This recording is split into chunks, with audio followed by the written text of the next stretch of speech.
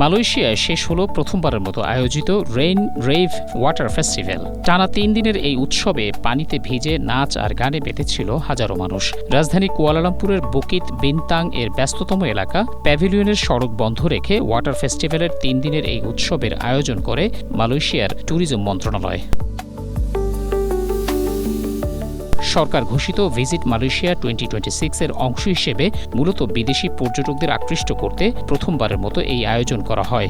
শনিবার শেষ দিনে ৩০,০০০-এরও বেশি মানুষ অংশ নেয় এই আয়োজনে, যেখানে বিদেশি পর্যটকদের পাশাপাশি ছিল স্থানীয় ও মালয়েশিয়ায় কর্মরত বিভিন্ন দেশের অভিবাসীরা।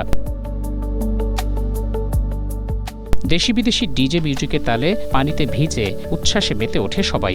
অনুষ্ঠানে বাড়তি মাত্রা যোগ করে দেশীয় সংস্কৃতির নানা উপস্থাপনা। শুধু রাজধানী কুয়ালালামপুর নয়, মালয়েশিয়ায় আরও কয়েকটি রাজ্যের ৭টি স্থানে একযোগে আয়োজন করা হয় এই উৎসবের।